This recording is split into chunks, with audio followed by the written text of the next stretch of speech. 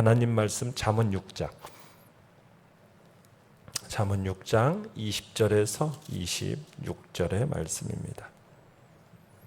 잠언 6장 20절에서 26절의 말씀 한 목소리로 같이 읽겠습니다. 시작. 내 아들아, 내 아비의 명령을 지키며 내 어미의 법을 떠나지 말고 그것을 항상 내 마음에 새기며 내 목에 매라. 그것이 내가 다닐 때에 너를 인도하며 내가 잘 때에 너를 보호하며 내가 깰 때에 너와 더불어 말하리니 대저 명령은 등불이요 법은 빛이요 훈계의 책망은 곧 생명의 길이라. 이것이 너를 지켜 악한 여인에게 이방 여인의 혀로 호리는 말에 빠지지 않게 하리라. 내 마음에 그의 아름다움을 탐하지 말며 그 눈꺼풀에 홀리지 말라. 음료로 말미암아 사람이 한 조각 떡만 남게 됨이며 음란한 여인은 귀한 생명을 사냥함이니라. 아멘. 오늘 말씀의 제목은 유혹을 이길 수 있는 비법이라는 제목으로 말씀을 나눕니다. 오늘 말씀은 가는 문제를 다루면서 먼저 유혹을 이길 힘이 될 훈계에 대한 순종을 촉구하고 있습니다. 그러면서 이어서 음행에 따르는 비참한 결과를 통해서 음녀의 유혹을 경계하고 있죠. 성의 문제라는 것, 음행의 문제라는 것은 동서고금을 막론하고 사람들 삶에 깊숙이 자리한 문제입니다. 그것이 깊은 데서 또 은밀한 데서 이루어지는 일인 만큼 뿌리 깊은 문제고, 그리고 사람들의 본성에 깊이 자리한 만큼 누구나 범할 수 있는 죄악이고 누구에게나 가까이 있어서 쉽게 범할 수 있는 죄이기도 합니다. 그러나 그것을 범하는 것은 예산일을 저지르는 것이 아니고 이것은 스스로 헤어나지 못할 깊은 수렁에 빠져드는 것이나 마찬가지임을 성경은 이야기하고 있습니다. 20절 21절을 한번 읽어봅니다. 시작. 내 아들아, 내 아비의 명령을 지키며 내 어미의 법을 떠나지 말고 그것을 항상 내 마음에 새기며 내 목에 매라. 자, 여기서 아비의 명령, 어미의 법, 이것은 지혜의 말씀을 의미하는 겁니다. 그것을 지키고 떠나지 말고 내 마음에 새겨라, 이렇게 얘기하고 있죠. 그러니까 하나님의 말씀을 모든 행동의 판단 기준으로 삼으라는 얘기입니다. 그리고 그 기준을 따라서 생각하며 행동하라는 의미죠. 그러니까 솔로몬은 이를 통해서 하나님의 말씀에 대한 성도의 올바른 자세가 무엇인지를 잘 말해주고 있는 겁니다. 하나님의 말씀은 단지 듣고 아는 것으로 끝나서는 안 된다는 겁니다. 하나님의 말씀을 인생의 지침으로 삼고 따르고 행해야 할 중요한 원칙과 지침이 되어야 한다라는 것을 얘기하는 거죠. 그러니까 말씀을 아는 것도 중요하지만 그 말씀을 인생의 행동 기준으로 삼아서 그 말씀을 마음에 새기고 그것을 지켜 행하며 떠나지 않도록 하는 것, 이게 참 신앙의 자세임을 이야기하고 있는 겁니다. 22절 읽어봅니다. 시작. 그것이 내가 다닐 때에 너를 인도하며 내가 잘 때에 너를 보호하며 내가 깰 때에 너와 더불어 말하리니. 자, 여기서 다닐 때, 잘 때, 깰 때라는 상황이 제시되어 있는데 이것은 삶의 모든 과정, 모든 상황을 지칭하는 표현입니다. 그러니까 솔로몬은 이 지혜의 말씀을 삶의 방향으로 삼고 그 삶을 이끄는 통치자로 묘사하고 있어요.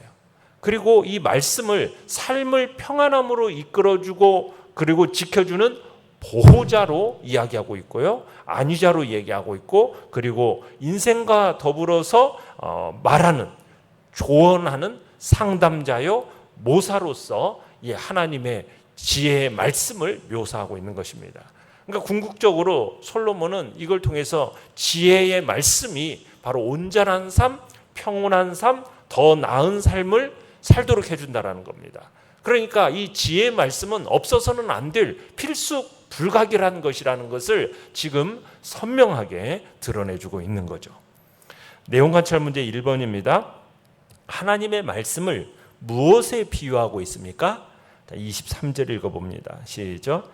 대저 명령은 등불이요 법은 빛이요 훈계 책망은 곧 생명의 길이라.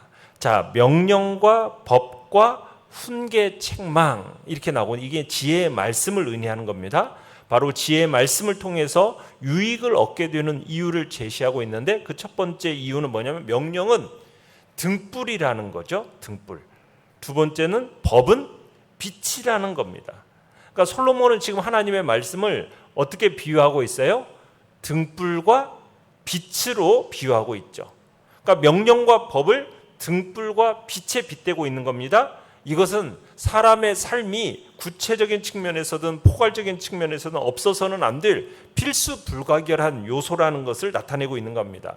하나님의 말씀이 없으면 사람은 결국 진리의 길, 생명의 길 여기에서 멀어져서 결국 무질서와 혼돈에 빠지게 되고 거짓을 추종하다가 결국은 파멸에 빠지고 말게 될 거라는 겁니다.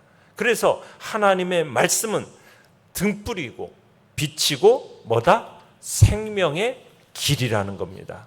여기서 훈계 책망이라는 표현을 통해서 책망의 소중함을 다시 한번 강조하고 있죠.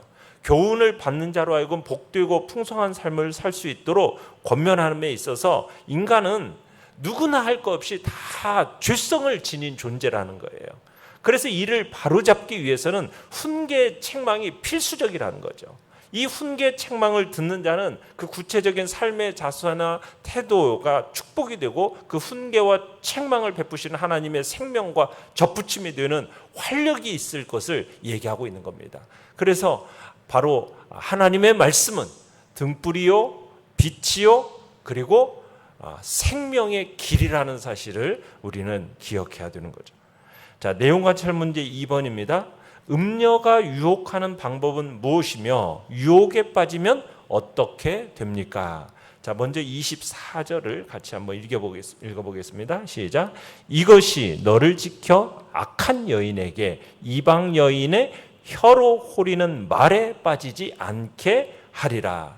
자, 명령을 등불로 여기고 법을 빛으로 여기고 훈계 책망을 받아들여서 생명의 길을 가는 자는 악한 여인이나 이방 여인의 혀로 호리는 말로부터 보호를 받게 된다라는 것을 보여주고 있죠. 그러니까 지혜의 말씀이 보호망이 되는 겁니다. 방패가 되고 울타리가 되어서 악한 여인, 이방 여인의 그 집요한 공격으로부터 안전하게 지켜준다라는 것을 지금 24절에서 얘기해주고 있는 거예요. 자, 그런데 음녀에 유혹하는 방법은 뭐라고 24절에 얘기하고 있습니까? 혀로 호리는 말 이렇게 얘기하고 있어요. 혀로 호리는 말이라는 것은 사람을 미끄러뜨리고 결국에는 파멸로 빠뜨리는 이 음녀의 말이 지닌 어떤 강한 유혹적인 성향, 어떤 파괴적인 성향 이것을 지금 얘기하고 있는 겁니다.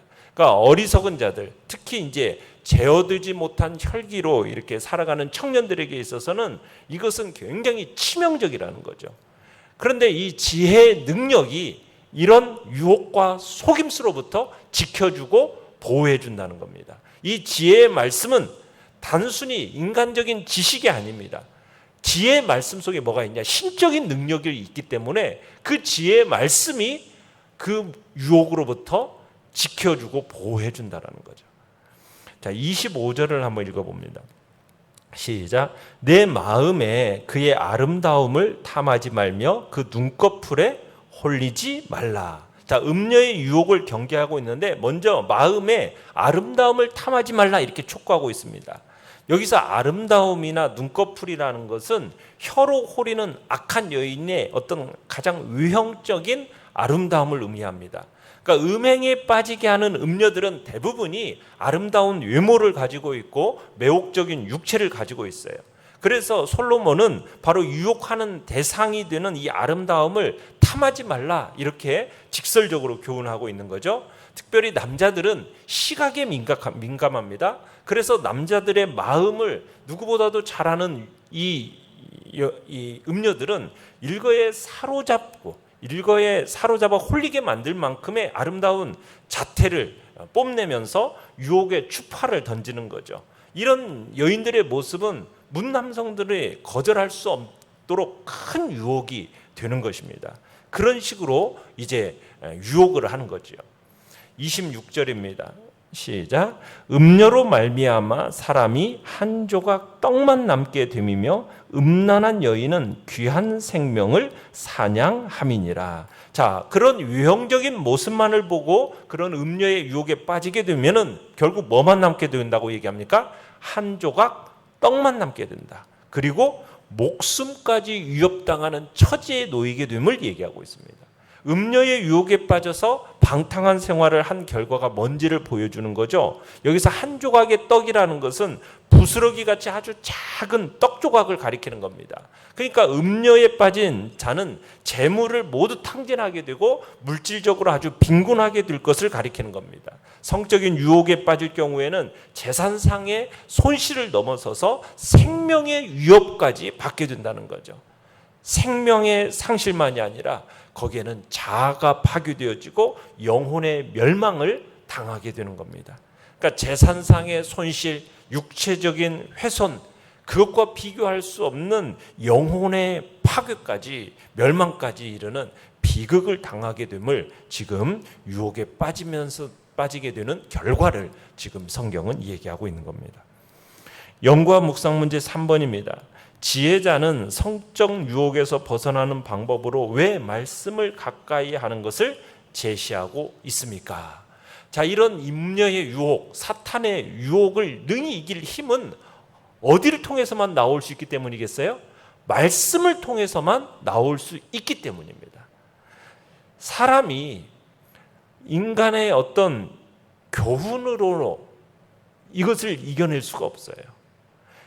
가장 심각한 이 유혹인 음란을 극복하는 유일한 방법은 뭐냐? 바로 지혜의 말씀을 준행하며 사는 것밖에 없습니다. 하나님의 말씀만이 인생의 모든 유혹과 시험을 이기게 하는 가장 강력한 힘이며 도구가 되는 거예요. 어떤 사람은 사탄의 유혹에 대해서 자신감을 표출하는 사람이 있습니다. 나는 넉넉히 이길 수 있다는 식으로 자신감을 얘기하는데 그 스스로 어떤 사탄의 유혹에 자신감을 표출한 인간은 없습니다. 어떤 사람도 자기의 의지로 이것을 이기고 승리할 수 있는 사람은 아무도 없어요. 우리는 그것을 생각하고 알아야 됩니다. 사탄은 그렇게 호락호락한 존재가 아니거든요. 사탄은 아무리 하나님 앞에 온전히 서 있는 사람이라 할지라도 일순간에 마음을 빼앗아버리고 무너뜨릴 수 있는 그런 가공할 만한 위력과 힘을 가진 존재라는 사실을 기억해야 됩니다. 그래서 성경에서는 바로 이러한 사탄의 유혹과 시험에 대해서 특별히 주의를 환기시키면서 대비할 것을 주문하고 있는 거예요. 그래서 솔로몬도 이런 강력한 능력이 사탄의 이 유혹 속에 잘 담겨져 있는 것을 알았기 때문에 바로 하나님의 말씀을 마음에 새기라는 거예요. 그 말씀을 순종하고 복종하면서 살아가라는 거예요. 그것만이 이 음녀의 유혹을 능히 이길 수 있는, 극복할 수 있는 유일한 힘이 되기 때문이라는 거죠. 사탄은 우리의 약점이 뭔지를 너무나 잘 알고 있습니다.